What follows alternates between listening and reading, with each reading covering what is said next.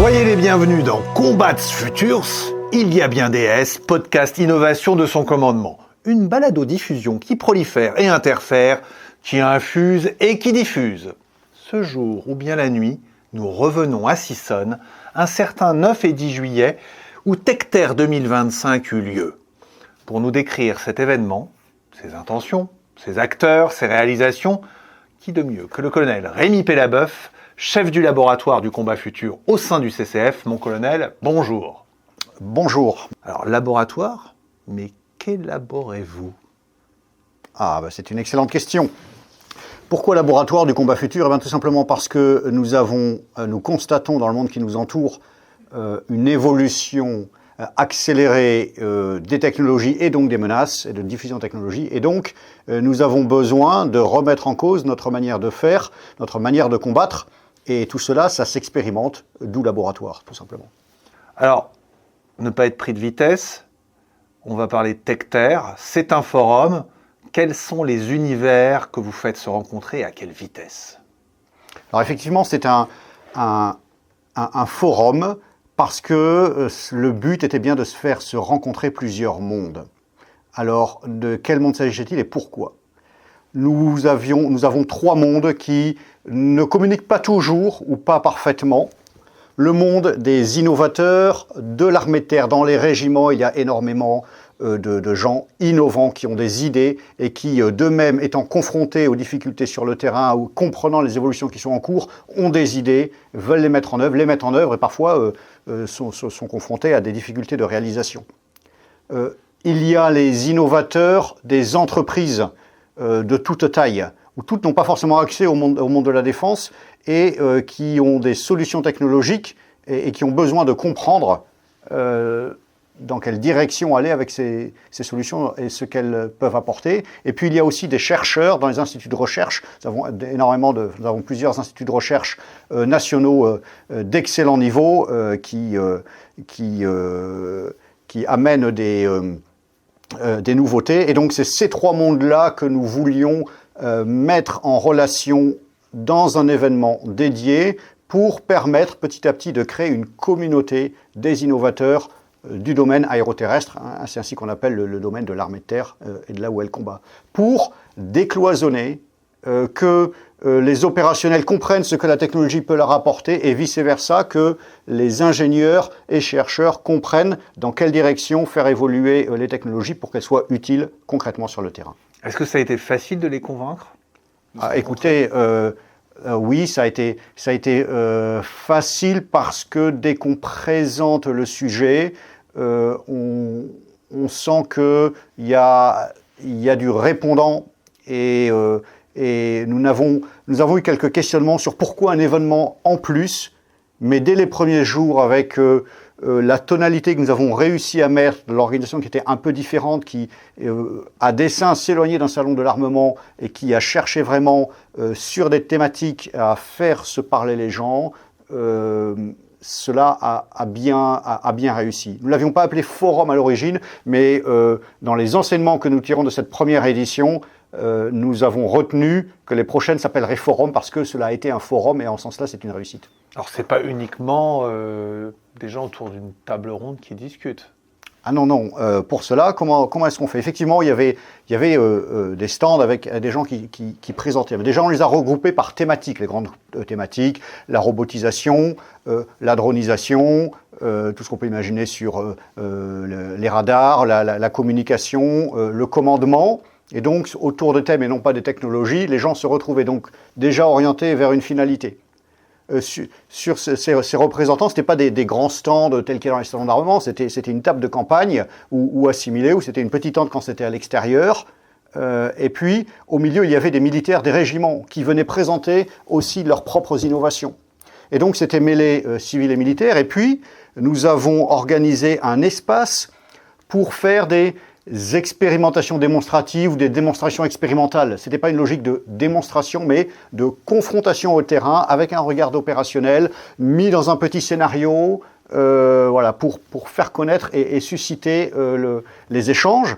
Et nous avons organisé aussi dans une salle attenante des présentations de thématiques ça pouvait être un opérationnel qui veut dire, moi j'ai tel problème sur ma gestion de l'énergie dans tel véhicule, qu'est-ce que vous auriez comme solution? Et cela a suscité des discussions, des propositions et des projets qui sont incinés.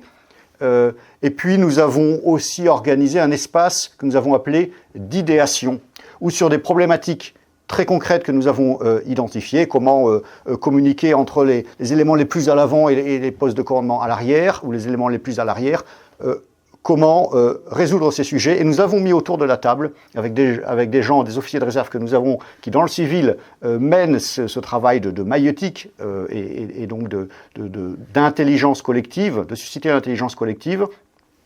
Nous avons mis autour de la table, sur ces problématiques, à chaque fois des opérationnels, des ingénieurs, des chercheurs, à chaque fois de domaines différents, et cette approche pluridisciplinaire avec du maquettage très concret, un peu de bricolage a permis de faire sortir les idées et de donner tout un tas de sujets que nous allons continuer à exploiter d'ailleurs par la suite.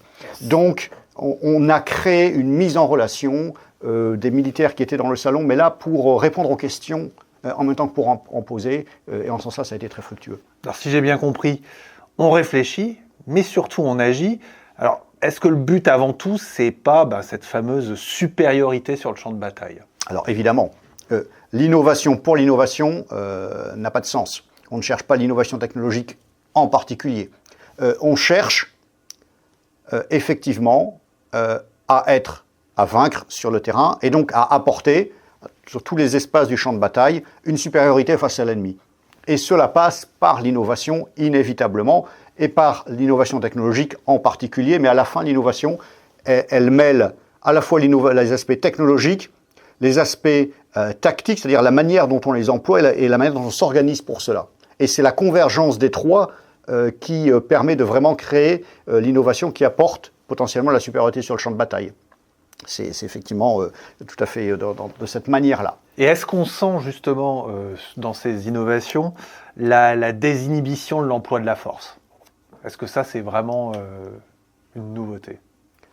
Ce dont on a parfaitement conscience, c'est que les théâtres d'opération actuels, les théâtres de guerre, sur les théâtres de guerre, l'emploi de la force est complètement désinhibé. Donc nous devons être capables d'y faire face et d'y répondre, sans nul doute. Donc cela est présent dans les esprits et nous oriente. Pour autant, nous restons soldats français avec une éthique et une déontologie. Alors le premier jour, il n'y a pas de visite d'autorité.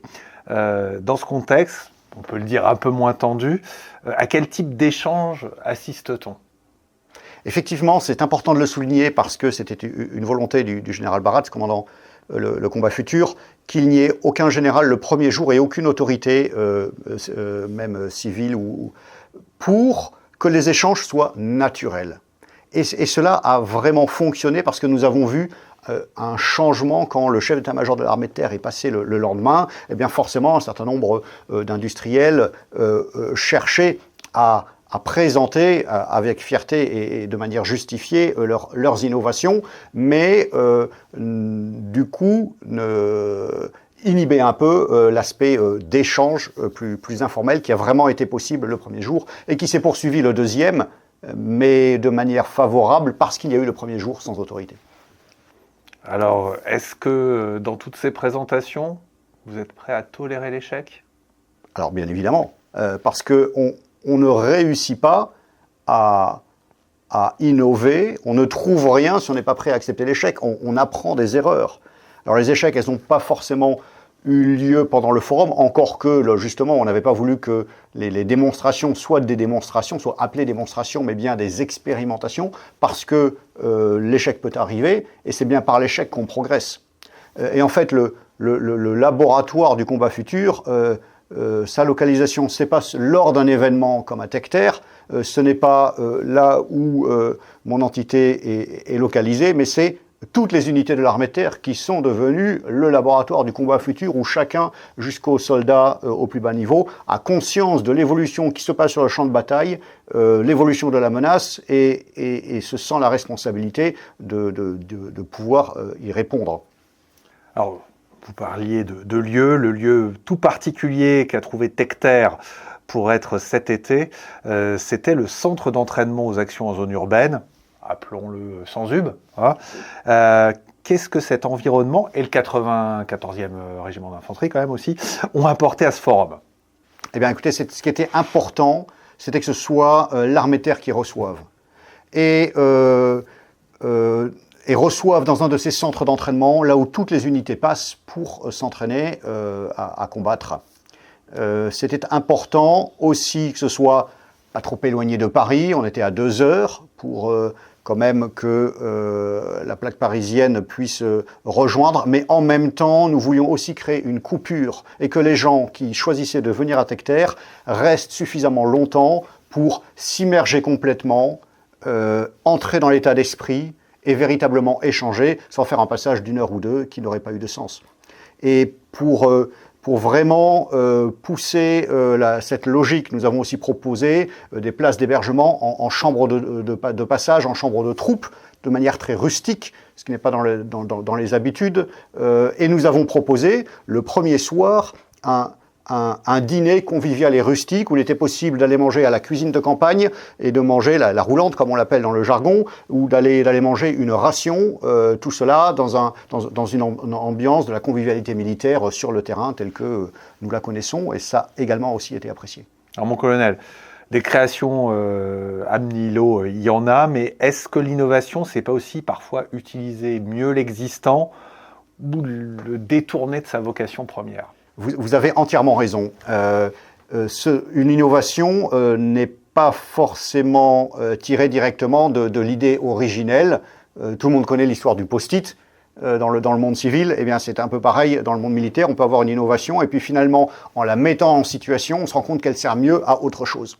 C'est pour ça que nous avons cette idée au laboratoire du combat futur et que nous mettons en œuvre aussi dans l'exploitation de Tecter, que pour accélérer et susciter l'innovation, il faut aller très vite et le plus vite possible à la mise en situation sur le terrain avec des troupes dans une situation tactique. Cela permet d'emblée de se rendre compte si une innovation apporte quelque chose. Cela permet que les ingénieurs comprennent la manière dont c'est potentiellement utilisé, comprennent comment il faut répondre à la menace et que de nouvelles idées naissent, voire qu'un nouvel emploi ou un meilleur emploi d'innovation soit trouvé.